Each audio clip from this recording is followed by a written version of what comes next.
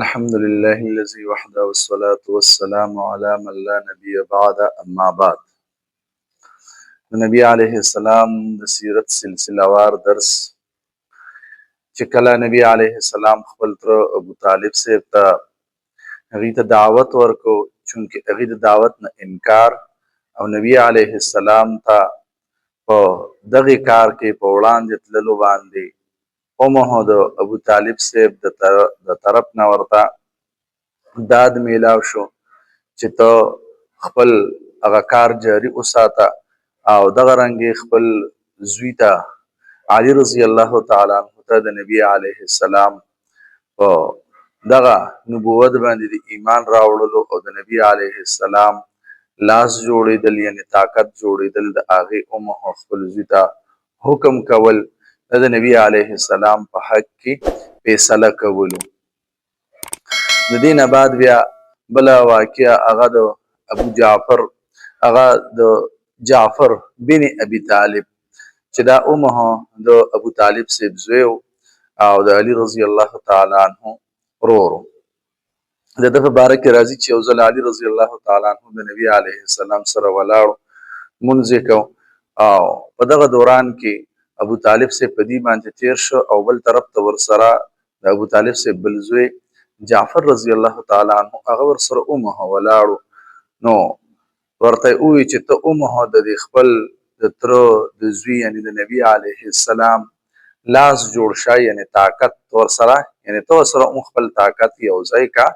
تاسو د ده مددګاران جوړ شئ. نو علي رضی الله تعالی عنه ته وفرمایل چې ته ښي طرف ته شه او دغه رنګې جعفر رضی الله تعالی عنه ته وفرمایل چې ته ښي طرف ته ګس طرف ته شه چې تاسو دواړه د ده هغه یعنی دواړه ورسره ودرېږئ او په دغې کار کې د ده په ده سره تاسو مدد وکئ. او د ده په باره کې راځي د جعفر رضی الله تعالی عنه په باره کې چې یا 26 نمبر 25 نمبر د ایمان راوړی دی یا 31 نمبر د ایمان راوړی دی. دویمه واقعه هغه د عفیف کندي رضی الله تعالی عنه د هغه په باره کې ده. عفیف کندي د عباس رضی الله تعالی عنه یو ملګری او د عطرو تجارت به یې کو. هغه په خپله باندې خپله واقعه بیانوي چې ما به دغه د عطرو د کاروبار دا به زه یمن او چې کوم خوشه ملکونو دې ته به زه تلم او ما به دغه عطر هغه خرڅولو. هغې خپله واقعه په خپله باندې بیانوي چې یو ځل په مینا کې د حضرت عباس رضی الله تعالی عنه سره ومې کتل یو حسین نوجوان راغی، عمده ډېر ښکلی لباس یې اچولی و، په هغې کې هغه چارندام وکړلو څنګه د مونځ دپاره سړی ځان تیاروي او بیا یې مونځ وکړو. په دې نه بعد ما وکتل چې یوه زنانه راغله، هغې زنانه اومه ځان تیار کړو او هغې اومه مونځ وکړو. بیا مې وکتل نو یو هلک راغی چې داسې د 11 سال عمر کې و، هغه اومه ښه په ښکلې طریقې سره هغه چاردام وکړل او مونځ یې وکړو، ځان یې تیار کړو، مونځ یې وکړو. نو دا عفیف کندي رضی الله تعالی عنه فرمایي چې ما دې عباس رضی الله تعالی عنه ته فرمایل چېرې دا څوک دی، دا کوم دین دی؟ هغه ما ته وایي چې د ړومبی کوم کس راغی نو دا زما وراره دی، یعنی نبی علیه السلام دی چې دی دا وایي چې یاره ما ته الله تعالی نبوت هغه راکړی دی، تاسو په ما باندې ایمان راوړئ او زه اخیري پیغمبر یم. او دا بل څوک نو وی دا بل د عبدالله یعنی د عبدالله د نبی علیه السلام طرف ته اشاره ده چې دا د عبدالله د زوی زوجه ده، د نبی علیه السلام زوجه خدیجة الکبرا رضی الله تعالی عنها تینا مراد د هغې طرف ته اشاره ده. او چې کوم د 11 سال د هلک یې دی د دې نه مراد علي رضی الله تعالی عنه دی، علي رضی الله تعالی عنه طرف ته اشاره ده. او بیا چې کله ورته حضرت عباس رضی الله تعالی عنه دا ټوله واقعه هغه ورته واوروله، نو چې کله دا واوروله نو د هغې نه بعد بیا دغه عفیف کندي رضی الله تعالی عنه هغه اومه اسلام راوړو، هغه اومه مسلمان شو. او هغې ته وایي چې کاش چې ما دا کوم 3 کسان لیدلي و، بعد کې بیا په دې باندې یعنی هغه افسوس کړی دی کاش چې ما دا کوم 3 کسان لیدلي و، یعنی اول می نبی علیه السلام ولیدو، دویم خدیجة الکبرا رضی الله تعالی عنه او دریم می څوک ولیدلو علي رضی الله تعالی عنه ولیدو. کاش چې د څلورم مسلمان هغه زه یعنی د اسلام په بعد کې په راوړلو باندې اومه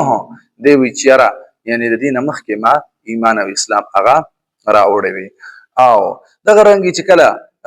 عباس رضی الله تعالی عنہ ورته وفرمایل چې دا زما وراره دی او دته الله تعالی نبوت ورکړی دی او د مبعوث شوی دی. نو د هغې کې بل یو روایت کې بلکې د تاریخ په کتابونو کې هغه دا راځي چې نبی علیه السلام دا خبره ورته ذکر کړله چې د فرمای چې د کیسر او د کسرا خزانه به هغه به فتح کیږي، یعنی هغه به په د باندې فتح کیږي، هغه طرف ته د هغه حکومت د هغه زوال طرف ته د هغه ختمېدلو طرف ته هغه اشاره ده، لکه څنګه چې بعد کې بیا ختم شي ان شاء الله په خپل ځای باندې به راوځي. او درېمه واقعه ده طلحه رضی الله تعالی عنه. طلحه رضی الله تعالی عنه هغه فرمایي چې د تجارت په غرض باندې بصرې ته تللی وم او چې کله بصرې ته لاړلم هلته کې بازار هغه ګرم شو، چا اخیستل کول چا خرڅول کول. په دغه دوران کې یو صاحب آواز وکړو او هغه صاحب دا آواز وکړو، هغه د خپل عبادت خانې نه دا آواز وکړو چې آیا تاسو معلومات وکړئ چې د حرم څوک اوسیدونکی راغلی دی او کنه. نو طلحه رضی الله تعالی عنه هغه وی چې ما وی چې او زه د حرم اوسیدونکی یم. نو دغه صاحب ما ته ووی چې آیا د احمد ظهور شوی دی کنه دی شوی، یعنی نبی علیه السلام هغه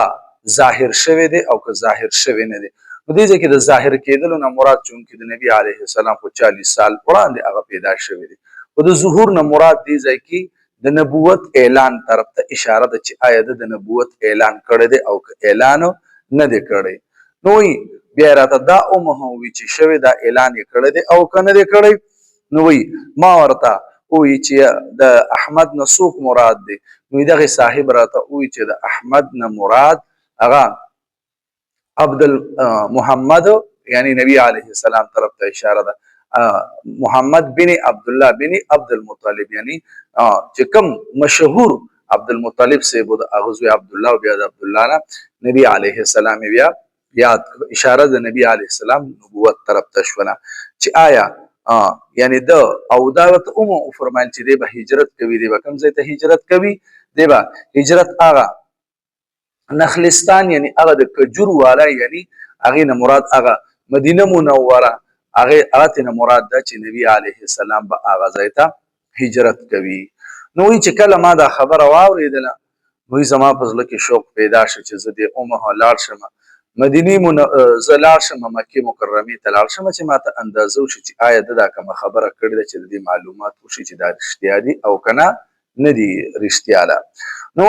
چې ما کله وي زه واپس رالم او ما معلومات وکړه چې آیا دا شانتې څه نوې خبره هغه په مکه کې راغلې ده او که نه ده راغلې. نو چې کله ما د دې خبرې معلومات وکړه نو ما ته دومره اندازه وشوله او د خلکو نه خبر شلمه چې نبی علیه السلام یعنی هغه ته الله تعالی نبوت ورکړی دی او دا یو ډیر لوی منصب دی چې د دغې وجې نه دغې صاحب ته چې هغې په خپلو کتابونو کې د نبی علیه السلام هغه تمام صفات د نبی علیه السلام دراتلل او د نبی علیه السلام د تمامو هغه څیزونو چې هغه به نبی علیه السلام ته ورکول کېږي لکه نبوت شو، دغه شانتې د قرآن نزول شول، هغه ټول ابتداء هغه دې ته پته وه، خو بعضې خلکو خپلې خبرې هغه پټې وساتلې او بعضې خلکو هغه خپلې خبرې هغه عامو خلکو ته وړاندې کړلې چونکې هغې خلک هغه د نبی علیه السلام طاقت جوړ شو او هغې په نبی علیه السلام باندې ایمان راوړو. نو دغه حضرت طلحه رضی الله تعالی عنه هغه فرمایي چې کله زه مکې مکرمې ته رالم او د مکې مکرمې ته د راتللو سره ما معلومات وکړم چې معلومات وکړي چې او دغه شانتي نبی علیه السلام ده، یعنی هغه مبعوث شوی دی، نبوت ورته ورکړی شوی دی او هغه د پیغمبرۍ اعلان کړی دی. بیا راته یو کس ووایي چې یاره ابو قحافه یعنی